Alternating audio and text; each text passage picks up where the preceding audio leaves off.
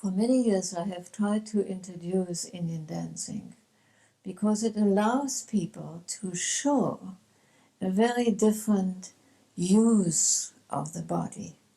And that is very important, because most of the time in regard to work, we treat our body like a donkey.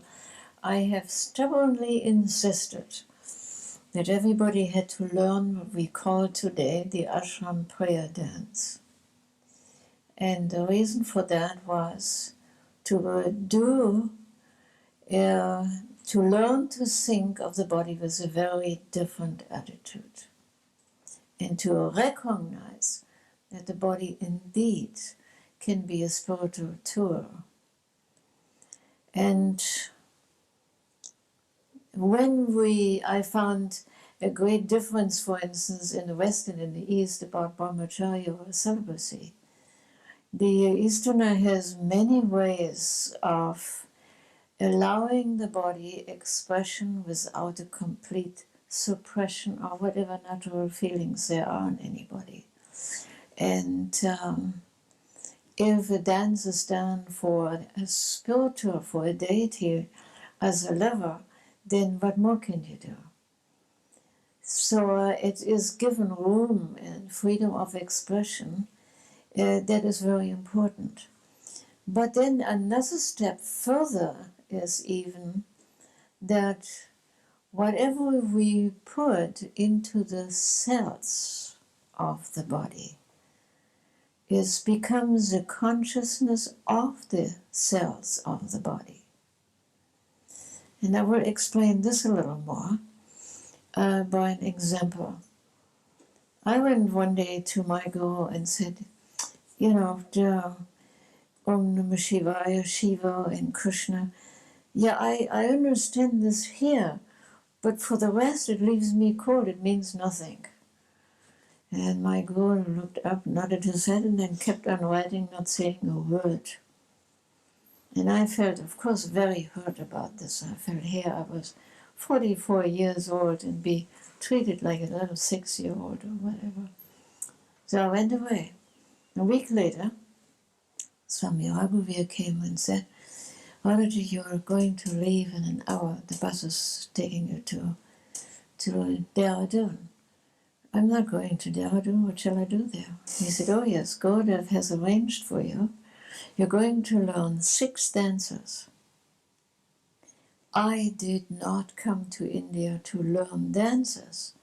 I gave up a secure job, and I don't know what's going to happen to me later, not to learn Indian dances or any kind of dances. He said, well, that's order from the Guru, you better go and talk to him. So I went and presented all my objections. And he nodded his head and he said, well, you better get ready, you have only 15 minutes left. And he said,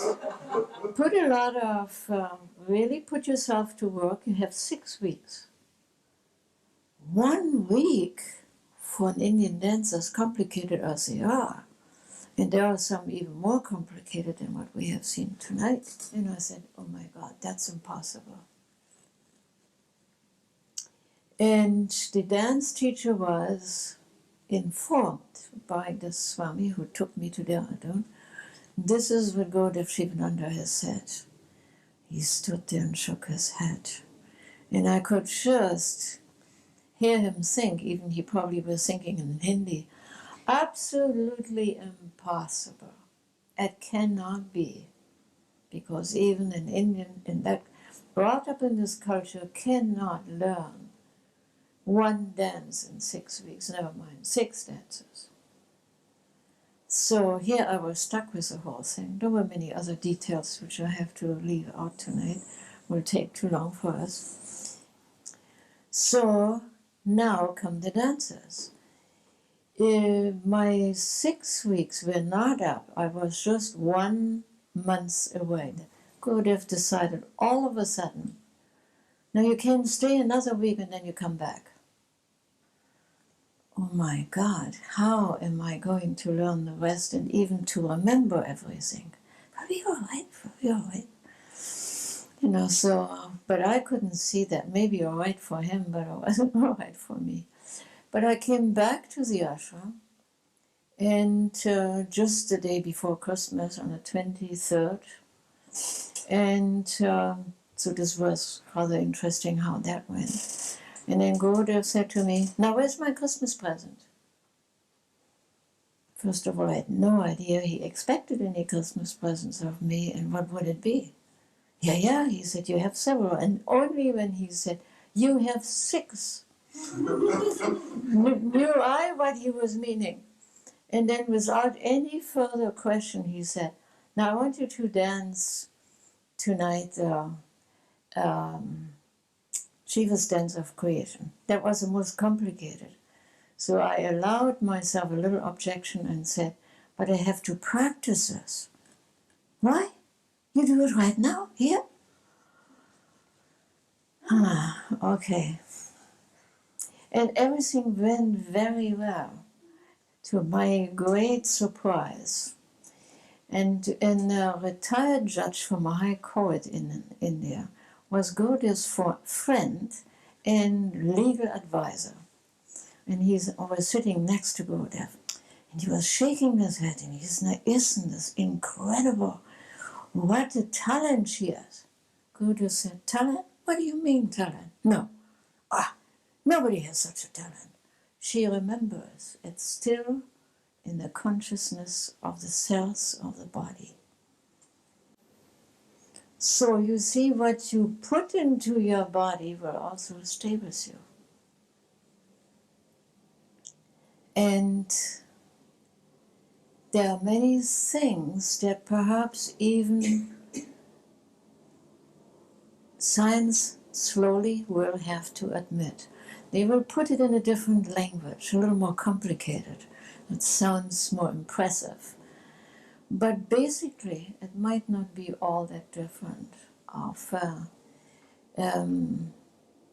what the Easterner expresses, what the Easterner says in a sense.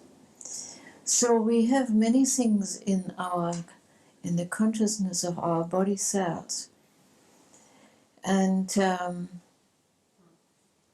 so it means that indeed, if we ever use the body to put that kind of message, spiritual, divine message, into the consciousness of the body, then some other parts in this whole central nervous system knows precisely what the childish mind is doing. The childish mind personifies everything.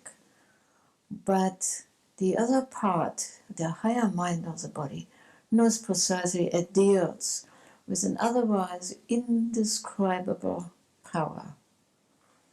But in order to describe it and bring it closer to us, we personify it. And so is what we can express with the human voice, we can express with the human body. And it is the spirit that is the important thing. So we in the ashram try to do some Indian dance, practice some, not to perform anywhere, but to get a different relationship to the body. And if you are only in your head, then it's very good to use your body and express your devotion, your feelings, all these things that usually get suppressed. So here is a marvelous method. Oh no.